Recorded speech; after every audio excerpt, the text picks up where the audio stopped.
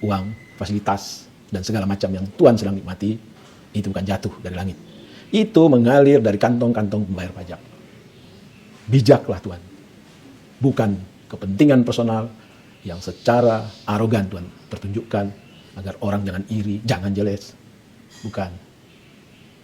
Tuhan, kami berharap orang-orang yang ada di KPK adalah orang-orang yang melampaui kepentingan personalnya. Jadilah negarawan. Ketemu lagi kita di channel yang penuh imajinasi, gratis, tidak bayar. Subscribe. Assalamualaikum warahmatullahi wabarakatuh. Senang jumpa kembali dengan teman-teman sobat Kicau Jelata. Apa kabar? Mudah-mudahan kita semua selalu dalam lindungan Allah Subhanahu wa taala. Hari berlalu, musim berganti, waktu melesat begitu cepat. Rasanya masih kemarin hari Jumat, sekarang sudah Jumat lagi. Rasanya baru saja kita melaksanakan Idul Fitri, tetapi saat ini Syawal pun telah lewat, telah pergi meninggalkan kita. Agaknya begitulah keadaan. Seorang teman mengatakan bahwa hidup itu tiba-tiba, ya tiba-tiba. Tiba-tiba saja kita lahir, tiba-tiba saja kita bisa berjalan, lalu bisa bercakap-cakap, tiba-tiba saja kita bersekolah, tiba-tiba saja kita menamatkan sekolah, selesai sekolah, tiba-tiba saja kita bekerja, tiba-tiba saja kita berjodoh, kita menikah, tiba-tiba saja kita punya anak, tiba-tiba saja anak kita tumbuh, besar, berkembang, dan berjodoh, tiba-tiba saja kita punya mantu, tiba-tiba saja kita mendapat cucu, ya begitu tiba-tiba. Dan kali ini Bang Kica juga mau bercerita soal tiba-tiba. Tapi tiba-tiba yang Bang Kica mau ceritakannya adalah tiba-tiba saja MK mengeluarkan keputusan perpanjangan masa jabatan pimpinan KPK yang tadinya 4 tahun, sekarang menjadi 5 tahun. Ya, itu tiba-tiba. Tiba-tibanya adalah salah seorang komisioner KPK, Nurul Gufron, tiba-tiba saja mengajukan judicial review secara pribadi ke MK tentang hak konstitusionalnya. Ada 2 hal yang diajukan, satu soal batas usia pencalonan yang tadinya 40, sekarang 50.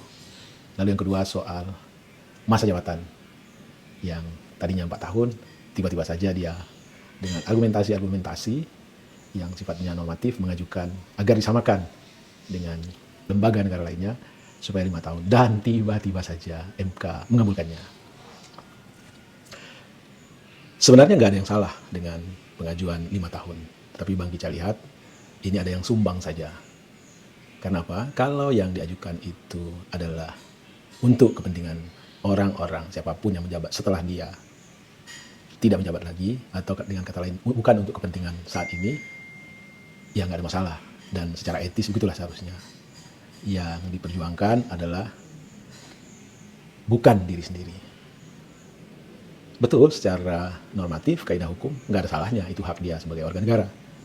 Dan itulah argumentasi yang dia bangun, bahwa jangan jeles, jangan julik, jangan iri, tetangga lihat saja, ini hak dia sebagai warga negara. Hak judicial review adalah kemewahan dalam negara demokrasi yang diberikan kepada warganya terhadap undang-undang yang dibentuk oleh pemerintah bersama DPR. Jika merasa dirugikan, itu untuk komplain. Itu adalah kemewahan yang kemudian tidak boleh kemudian dikatakan hak pribadi. Hak pribadi itu memang kemudian dilembagakan dan bahkan didirikan MK untuk itu. Jadi kalau kemudian melakukan JR dianggap kemudian memberikan tauladan yang tidak baik, jadi sebetulnya tapi baru kali ini gitu kemudian peristiwa ini terjadi, Pak. Nah, ya kan masalah. Kan masalah kemudian menggunakan, misalnya begini ya, kita punya keluarga, punya anak dikasih motor. Kemudian dinaiki oleh anaknya, tetangga kok malah mencemooh. Yang saya tidak ingin begini, jangan kemudian sirik kepada tetangga, kemudian itu sebenarnya sirik ke tetangga itu tanda nggak bahagia. Gitu. Oke, baik. Di sisi lain ada yang kritisi bahwa meskinya tahu mengukur diri lah, menuntut hak boleh-boleh saja, tetapi tolong dilihatkan prestasi, tolong dilihatkan kontribusi real, tolong dilihatkan seberapa besar magnitude pengaruh keberadaan dia di dalam lembaga terhadap peningkatan kesadaran aparatur negara terhadap korupsi. Katakanlah sejauh mana fungsi dari preventif atau fungsi dari penindakan yang dilakukannya bisa menekan tingkat korupsi di Republik ini. Dan ya statistik menunjukkan bahwa di periode kepemimpinan Gufron dan kawan-kawan banyak yang menyatakan bahwa KPK bukan lagi lembaga super body, bahwa KPK bukan lagi lembaga yang magnitude manfaatnya benar-benar dirasakan oleh masyarakat. Yang pertama, kita tahu bahwa ada pelemahan secara terstruktur dengan perbaikan atau koreksi undang-undang KPK sebelumnya yang tadinya adalah betul-betul lembaga independen, sekarang menjadi lembaga bagian dari rumpun eksekutif. Lalu yang kedua, kita tahu di rezim atau di masa komisioner yang saat ini ada satu dalam tanda petik terobosan. Ya, terobosan itu apakah positif negatif? Biarlah waktu yang akan membuktikan, tapi yang jelas mereka menyeleksi ulang dengan balutan tes wawasan kebangsaan para pegawai-pegawai KPK, dan dilalahnya yang terpental dari tes tersebut adalah orang-orang yang selama ini kita tahu merupakan die hard yang kontribusi personal realnya selama keberadaan mereka di KPK kita bisa saksikan, kita bisa lihat, dan sebagai pembayar pajak kita puas dengan performa mereka. Nah, kembali ke argumentasi Nurul Gufron yang secara pribadi menyatakan itu adalah hak konstitusionalnya dijamin oleh Undang-Undang Dasar. Ya, normatif kita paham, normatif kita hargai itu, tetapi ada sisi lain yang amat menyedihkan kita sebagai pembayar pajak. Kita berharap bahwa orang-orang yang masuk ke KPK bukan sekedar job seeker, para pencari kerja, bukan. Yang kita harapkan orang-orang yang ada di KPK itu adalah orang-orang yang pencari makna. Orang-orang yang katakanlah niatnya itu benar-benar melampaui ambisi-ambisi personal, katakanlah nama besar, katakanlah gaji, fasilitas, bonus, dan segala macam. Bukan.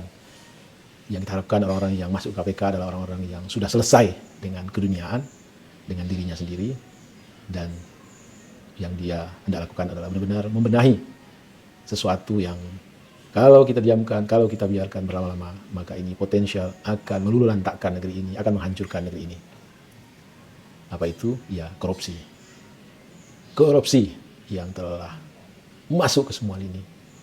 Di laut, di darat, di udara, bahkan di alam maya sekalipun. Yang kita tahu terakhir apa yang sedang dilakukan oleh kejaksaan, yaitu penindakan atas korupsi BTS. Digitalisasi Republik ini. Ini benar-benar satu perbuatan yang benar-benar meresahkan, menakutkan, mengerikan. Jadi Tuan Nurul Gufron, kami hargain hak Tuan. Personally itu sepenuhnya dijamin oleh undang-undang. Tetapi hendaknya Tuan juga memikirkan ada kewajiban kami sebagai pembayar pajak. Ada uang yang hasil keringat kami mengalir ke kas negara dan berujung di kantong Tuan. Berujung di fasilitas yang Tuan nikmati. Berujung di dignity keluarga yang Tuan sedang ya menikmatinya. Jadi kedepankanlah prestasi, kedepankanlah apa yang menjadi panggilan tugas Tuan-Tuan, bukan sekali lagi apa yang menjadi hak Tuan-Tuan. Uang, fasilitas, dan segala macam yang Tuan sedang nikmati itu bukan jatuh dari langit. Itu mengalir dari kantong-kantong pembayar pajak. Bijaklah Tuan. Bukan kepentingan personal yang secara arogan Tuan pertunjukkan agar orang jangan iri, jangan jeles. Bukan. Tuan, kami berharap orang-orang yang ada di KPK adalah orang-orang yang melampaui kepentingan personalnya. Jadilah negarawan. Demikian kicau pendek soal tahu-tahu. Dari 4 tahun menjadi 5 tahun. Yang sejatinya secara etis, kalau Tuan mau berjuang, berjuanglah untuk hal-hal apa yang sekarang Tuan rasakan, menghambat keleluasan Tuan di KPK. Itulah yang harus Tuan-Tuan yang secara undang-undang mengikat, katakanlah geliat Tuan-Tuan dalam membongkar korupsi, itulah yang harus di-challenge di Mahkamah Konstitusi. Atau kalau toh Tuan-Tuan merasa bahwa masa jabatan harus diperpanjang, itu etisnya bukan untuk kepentingan Tuan, tetapi untuk kepentingan periode setelah Tuan. Kalau Tuan-Tuan menganggap etika, etis di atas segalanya. Wabillahi taufiq wal hidayah. Wassalamualaikum warahmatullahi wabarakatuh. Salam sehat dan bahagia.